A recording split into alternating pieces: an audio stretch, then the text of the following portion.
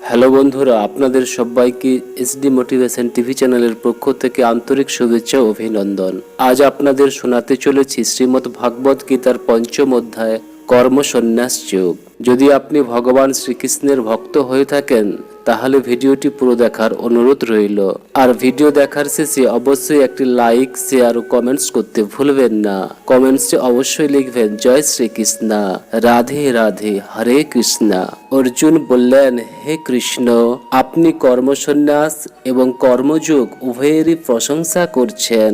অতএব এই দুটির মধ্যে যেটি আমার পক্ষে নিশ্চিত রূপে কল্যাণকর সেটি বলুন।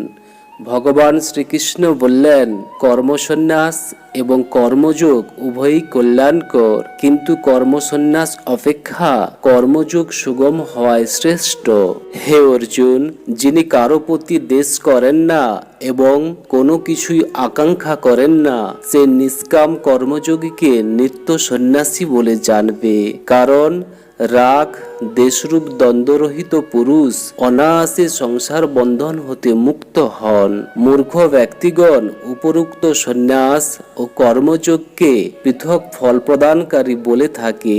পণ্ডিতেরা তা বলেন না, কারণ দুটির মধ্যে একটিতে সম্যকভাবে স্থিত পুরুষ উভয়েরই ফলস্বরূপ একই পরমাতত্ত্ব প্রাপ্ত হন। জ্ঞানযোগী যে পরমধাম লাভ করেন, কর্মযোগীও সেই ধাম প্রাপ্ত হন। তাই যিনি জ্ঞানযোগ ও কর্মযোগকে ফলরূপে অভিন্ন দেখেন তিনি যথার্থদর্শী। কিন্তু হে অর্জুন, নিষ্কাম কর্মযোগ ব্যতিরেকে সন্ন্যাস অর্থাৎ মন, ইন্দ্রিয় এবং শরীরের দ্বারা করা সমস্ত কর্মে কর্তৃত্ব ভাব ত্যাগ করা কঠিন। কিন্তু ভগবৎ স্বরূপ মননকারী নিষ্কাম কর্মযোগী পরব্রহ্ম পরমাত্মাকে শীঘ্রই লাভ করেন। যার মন বশীভূত, যিনি জিতেন্দ্রিয়, বিশুদ্ধ চিত্ত ও সর্বপ্রাণীর আত্মারূপ পরমাত্মাই যার আত্মস্বরূপ, এইরূপ নিষ্কাম কর্মযোগী কর্ম করলেও তাতে লিপ্ত হন না। তত্ত্বদর্শী সাংখ্যযোগী দর্শন, শ্রবণ, স্পর্শন, ঘ্রাণ, ভোজন, গমন, নিদ্রা, নিঃশ্বাস গ্রহণ, কথোপকথন, মলমূত্রাদি ত্যাগ, গ্রহণ, চক্ষুর উন্মেষ এবং নিমেষ ইত্যাদি কার্যে ইন্দ্রিয়গণ স্ব বিষয়সমূহে প্রবর্তিত এইরূপ বুঝে নিঃসন্দেহে মনে করেন যে আমি কিছুই করি না। যিনি সমস্ত কর্ম পরমাত্মায় অর্পণ করেন এবং আসক্তি ত্যাগ করে কর্ম করেন, তিনি জলে পদ্মপত্রের ন্যায় পাপে লিপ্ত হন না।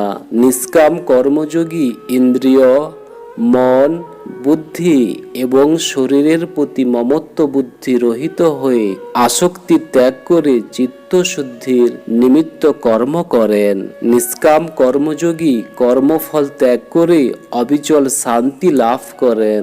আর সকাম ব্যক্তি কামনাবশত ফলে আসক্ত হয়ে আবদ্ধ হন।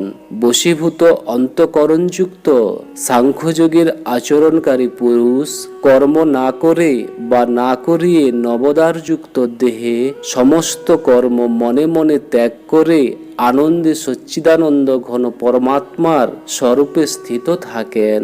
কারণ পরমেশ্বর মানুষের কর্তৃত্ব ভাব, কর্ম বা কর্মফলের সংযোগ রচনা করেন না, কিন্তু স্বভাবেই প্রবর্তিত হয়।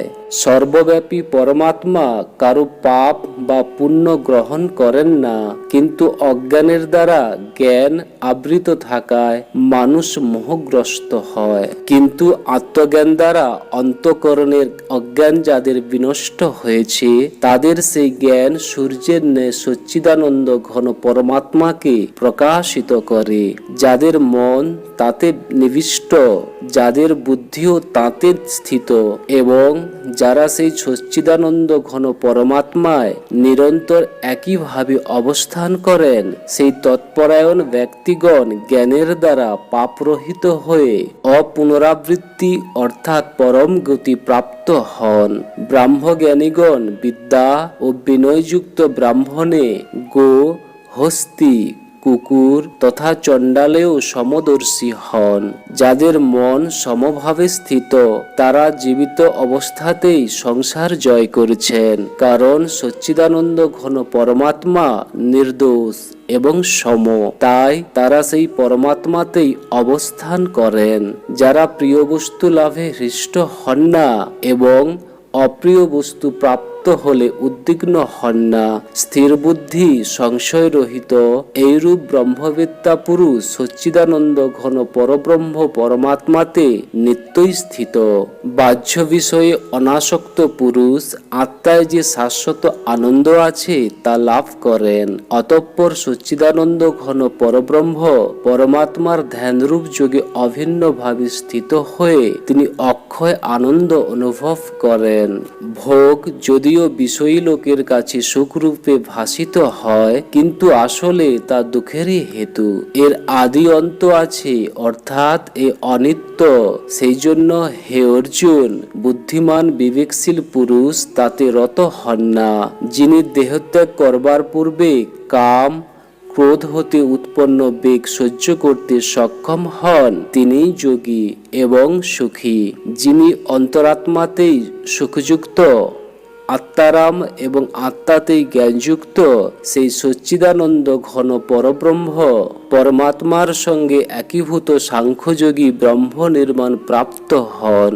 যার সমস্ত পাপ দূর হয়েছে, সমস্ত সংশয় জ্ঞান দ্বারা ছিন্ন হয়েছে, যিনি সর্বভূত হিতিরত সংযত চিত্ত ও নিশ্চল ভাবে পরমাত্মাতে স্থিত, সেই ব্রহ্মবেত্তা পুরুষ শান্ত স্বরূপ ব্রহ্মকে প্রাপ্ত হন। কাম ক্রোধ হতে মুক্ত সংযত চিত্ত ব্রহ্মদর্শী জ্ঞানী পুরুষের সর্বদিক পরিপূর্ণ করে শান্ত পরব্রহ্মই স্থিত আছেন। বাহ্য বিষয় ভোগের চিন্তা না করে তাকেই বাইরেই ত্যাগ করে, চোখের দৃষ্টি ভ্রূমধ্যে স্থাপন করে নাসিকার মধ্যে বিচরণশীল প্রাণ ও আপন বায়ুকে সম করে এবং ইন্দ্রিয় মন ও বুদ্ধিকে সংযত করে ইচ্ছা ভয় ও ক্রোধশূন্য হয়ে মোক্ষ পরায়ণ মুনি সর্বদা বিরাজ করেন, তিনি মুক্তই থাকেন। আমার ভক্ত আমাকে সমস্ত যজ্ঞ এবং তপস্যার ভোক্তা, সর্বলোকের মহেশ্বর এবং সকল প্রাণীর সুহৃদ অর্থাৎ স্বার্থরহিত দয়ালু ও প্রেমিক এইরূপ তত্ত্বত জেনে শান্তি লাভ করেন। ওং ততসত। শ্রীমদ্ ভাগবত গীতারূপী উপনিষদ তথা ব্রহ্মবিদ্যা বিষয়ক যোগশাস্ত্রে শ্রীকৃষ্ণ অর্জুন সংবাদে কর্ম সন্ন্যাস যোগ নামক পঞ্চম অধ্যায় সম্পন্ন হইল। জয় শ্রীকৃষ্ণ। রাধে রাধে। হরে কৃষ্ণ। জয় হিন্দ। ধন্যবাদ।